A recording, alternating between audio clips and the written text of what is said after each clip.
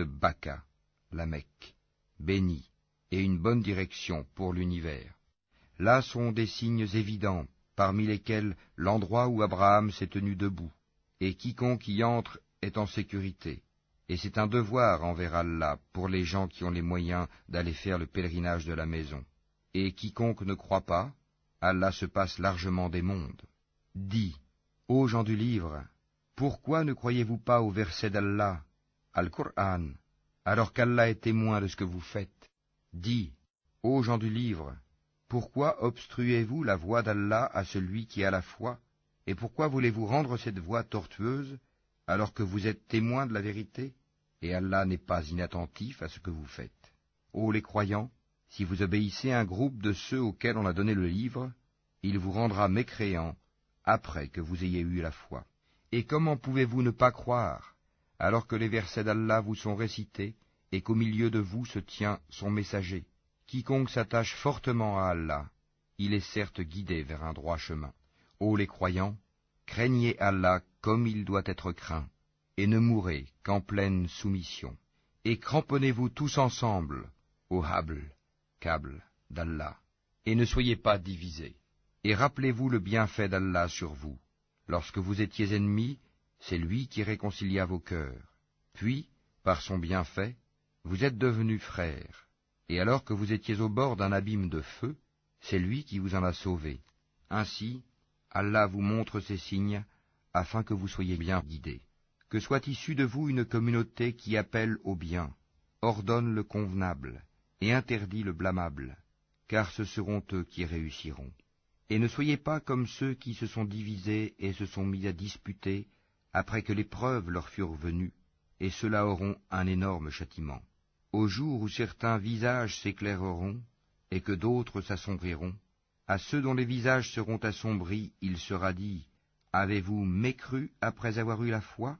Eh bien, goûtez au châtiment pour avoir renié la foi. » Et quant à ceux dont les visages s'éclaireront, ils seront de la miséricorde d'Allah, où ils demeureront éternellement.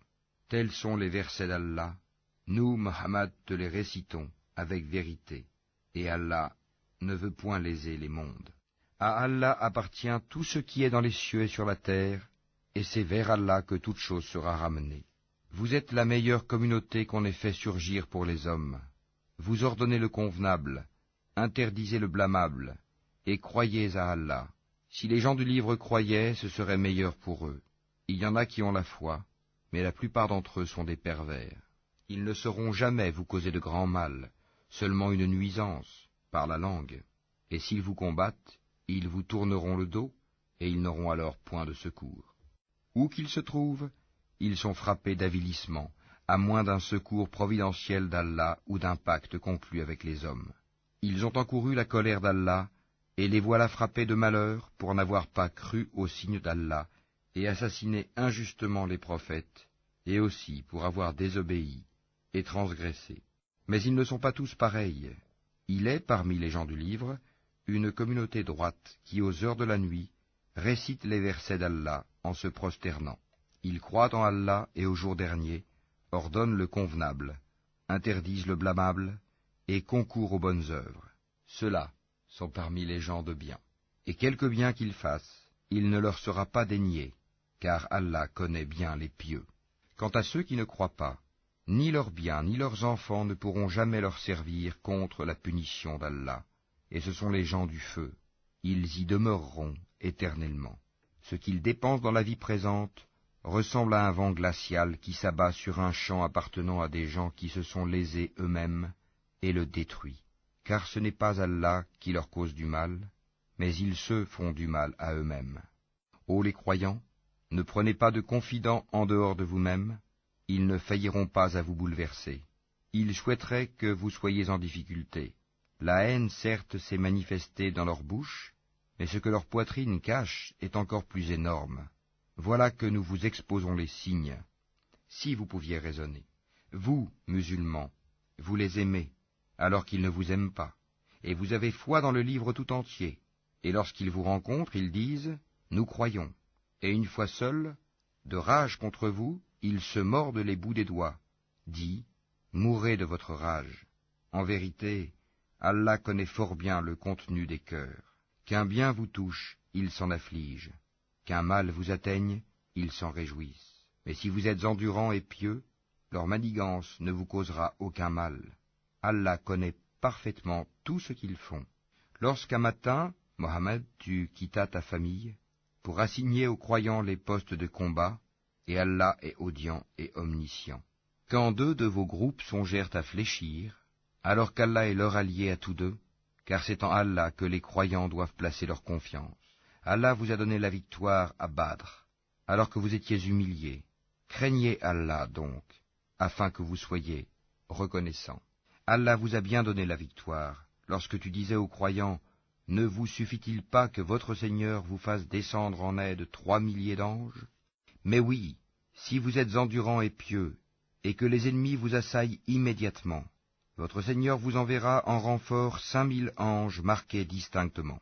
Et Allah ne le fit que pour vous annoncer une bonne nouvelle, et pour que vos cœurs s'en rassurent. La victoire ne peut venir que d'Allah, le puissant, le sage, pour anéantir une partie des mécréants ou pour les humilier par la défaite, et qu'ils en retournent donc déçus. Tu n'as, Mohammed, aucune part dans l'ordre divin, qu'Allah accepte leur repentir en embrassant l'islam, ou qu'il les châtie, car ils sont bien des injustes. À Allah appartient tout ce qui est dans les cieux et sur la terre. Il pardonne à qui il veut, et il châtie qui il veut, et Allah est pardonneur et miséricordieux. Ô les croyants, ne pratiquez pas l'usure en multipliant démesurément votre capital, et craignez Allah afin que vous réussissiez, et craignez le feu préparé pour les mécréants. Et obéissez à Allah et aux messagers, afin qu'il vous soit fait miséricorde. Et concourez au pardon de votre Seigneur, et à un jardin, paradis, large comme les cieux et la terre, préparé pour les pieux, qui dépensent dans l'aisance et dans l'adversité, qui dominent leur rage et pardonnent à autrui, car Allah aime les bienfaisants. Et pour ceux qui, s'ils ont commis quelque turpitude ou causé quelque préjudice à leurs propres âmes, en désobéissant à Allah, se souviennent d'Allah et demandent pardon pour leurs péchés, et qui est-ce qui pardonne les péchés sinon Allah, et qui ne persiste pas sciemment dans le mal qu'ils ont fait? Ceux-là ont pour récompense le pardon de leur Seigneur, ainsi que les jardins sous lesquels coulent les ruisseaux, pour y demeurer éternellement, comme est beau le salaire de ceux qui font le bien. Avant vous, certes, beaucoup d'événements se sont passés. Or, parcourez la terre, et voyez ce qu'il est advenu de ceux qui traitaient les prophètes de menteurs. Voilà un exposé pour les gens, un guide et une exhortation pour les pieux. Ne vous laissez pas battre, ne vous affligez pas alors que vous êtes les supérieurs, si vous êtes de vrais croyants. Si une blessure vous atteint, pareille blessure atteint aussi l'ennemi.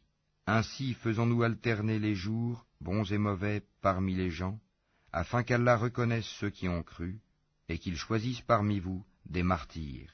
Et Allah n'aime pas les injustes. Et afin qu'Allah purifie ceux qui ont cru, et anéantisse les mécréants. Comptez-vous entrer au paradis sans qu'Allah ne distingue parmi vous ceux qui luttent et qui sont endurants? Bien sûr, vous souhaitiez la mort avant de la rencontrer.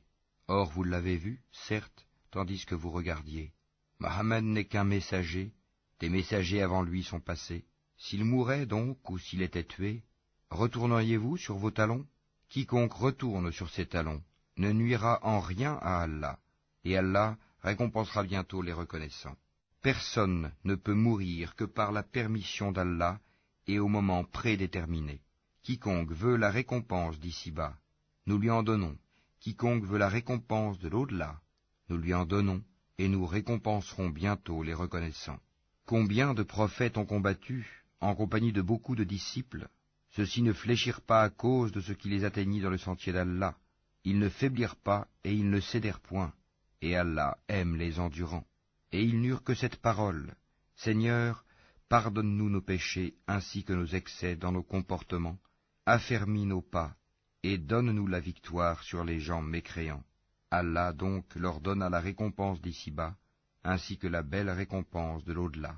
Et Allah aime les gens bienfaisants. Ô les croyants, si vous obéissez à ceux qui ne croient pas, ils vous feront retourner en arrière, et vous reviendrez perdants. Mais c'est Allah